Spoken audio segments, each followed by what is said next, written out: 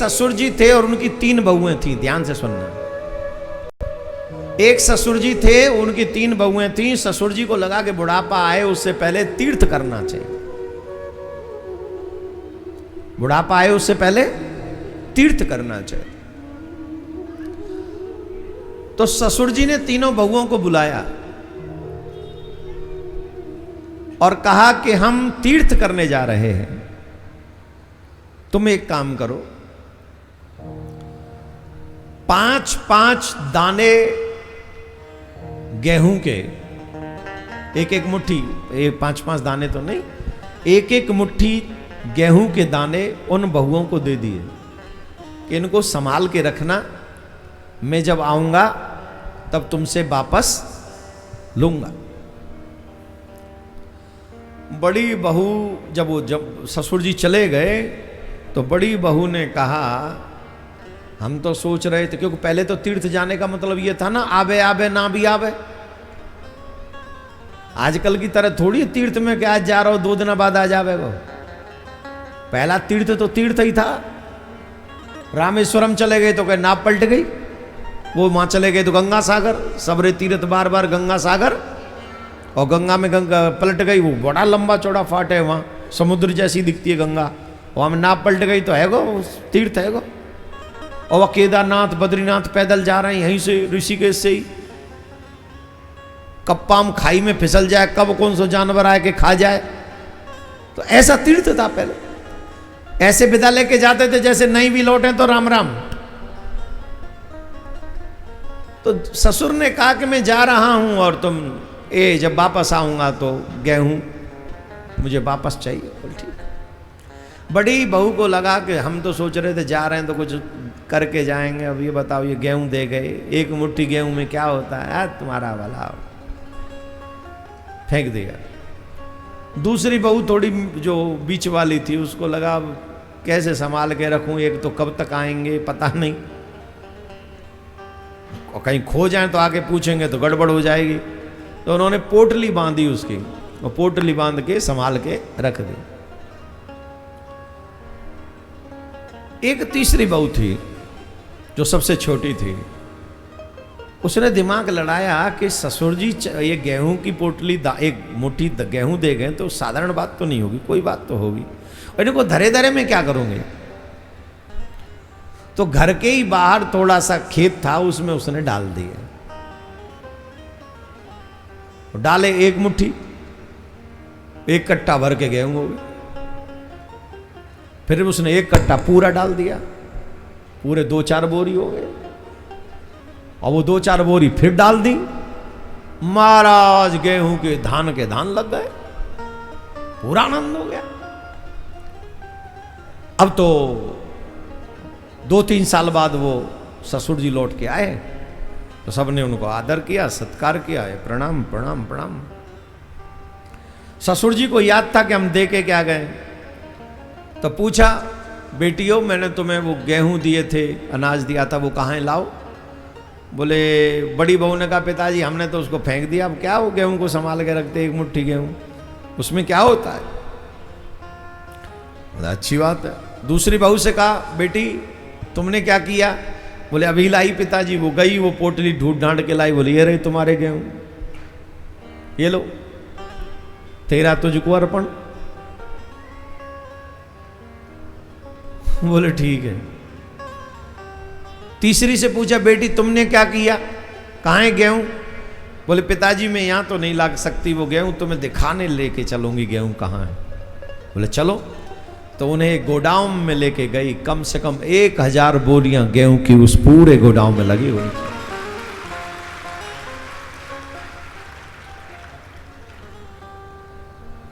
ससुर जी समझ गए कि यही बहू ऐसी है जो मेरे कार्यभार को संभाल सकती है। पुत्र 3 प्रकार के होते हैं, पूत, कपूत और सपूत। ध्यान से सुनिए, पूत, कपूत और सपूत। जो अपने बाप की संपत्ति को मिटा दे, उजाड़ दे, जुए में इसमें उसमें, वो कपूत। जो जस का तस रखे वो पूत, और जो उसे बढ़ा दे वो सपूत। यहां पर बैठे हुए नवयुवा, चाहे वो बेटियां हों बेटे हों, एक ही निवेदन है, अपने माँ बाप की कमाई हुई संपत्ति को बढ़ाने का प्रयत्न करो। अगर बढ़ा ना सको तो कम से कम मिटा न जाओ। ऐसे मत बनना कि तुम्हारे द्वारा वो मिट जाए, बढ़ाओ उसे।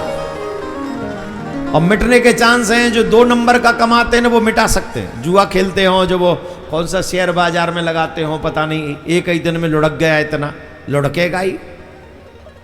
मैं तो कह रहा हूं पूरा ही लुढ़क जाए। मेहनत की कमाई करो, मेहनत की कमाई तुम्हें कभी गिरने नहीं देगी। जुआ ये सब 2 नंबर की कमाई कितना भी कमा लो, एक दिन लॉस होगा तगड़ा, और उसके बाद उठ नहीं सकोगे। एक सुंदर कथा आती है। एक बार भगवान श्री कृष्ण अपने परिवारी जनों के साथ में जा रहे थे, तो उसी समय वन में जब थे तो उनके बच्चों को प्यास लगी कि हमें तो प्यास लग रही है। बोले जाओ देख के आओ, कोई जल स्रोत है कहीं। तो बोले कुआं तो है, पर उसमें एक विशाल गिरगिट पड़ा हुआ है। भगवान श्री कृष्ण गए, उस गिरगिट को हाथ पकड़ के बाहर निकाला। तो जैसे ही भगवान की कर कमल स्पर्श हुए, वह गिरगिट दिव्य रूप में प्रकट हो गया, और उस गिरगिट ने प्रणाम किया भगवान को। भगवान ने पूछा तुम कौन हो? बोले प्रभु मैं पूर्व जन्म में राजा नृग था। कौन था? राजा नृग। और मैंने गौदान बहुत किया। कितना? बोले गिना नहीं जा सकता, इतना गौदान किया मैंने, गिन नहीं सकते। गौदान कैसे करते थे पता है? गौ माता के सींगों को सोने में मढ़वा के, चारों चरणों को सोने में मढ़वा के, और पूरे उसके अंग को सजा के, तब राजा नृग गौदान करते थे। ऊपर से द्रव्य श्रोण जो भी होता था वो देते थे। एक बार क्या हुआ, उन्होंने एक गाय दान में करी, और रात्रि में गाय वहां से खुल के आ गई, और जो गाय दान में देने जाने वाली थी अगले दिन वहीं गांव में आके वो खड़ी हो गई, और अगले दिन वो गाय दूसरे ब्राह्मण को दान में दे दी। और ये ब्राह्मण इस गाय को लेके जा रहे थे। सामने से वो ब्राह्मण आ गए जो कल इस गाय को लेके गए थे। तो कहा पंडित जी ये गाय तो हमारी है। उन्होंने कहा नहीं पंडित जी ये तो गाय हमारी है, अभी राजा से दान लेके आ रहे हैं। अरे कल तो हमें मिली थी ये गाय। तो ब्राह्मण देवता बोले चलो हम विवाद नहीं करते आपस में, राजा के पास चलते हैं, न्याय करवा लेते हैं। बोले चलो। दोनों ब्राह्मण देवता राजा के पास में गए और राजा से कहा महाराज ये गौ जो है कल आपने हमें दान में दी थी। दूसरे ब्राह्मण बोले आज आपने ये गौ हमें दान में दी है। अच्छा, राजा समझ गए हमसे मिस्टेक हो गई, कुछ गड़बड़ हो गई, अब क्या करें? तो राजा ने कहा महाराज मुझे लगता है ये अपराध मेरा ही है, ये त्रुटि मुझसे हुई है, इसलिए आप मुझे क्षमा कर दें, और कोई भी एक ब्राह्मण इस गाय को छोड़ दे, मैं 2 गाय दे दूंगा उसे। उसने कहा नहीं हमें तो यही चाहिए। तो राजा बोले मैं 100 गाय दे दूंगा, 1000 गाय दे दूंगा। राजा ने कहा मैं 1 लाख गाय दे दूंगा, लेकिन कोई भी एक ब्राह्मण इस गाय को छोड़ दो। तो ब्राह्मण देवता बोले तुम हमको भिखारी समझ रहे हो, लोभी समझ रहे हो, और तुम गिरगिट की तरह अपना स्वभाव बदल रहे हो।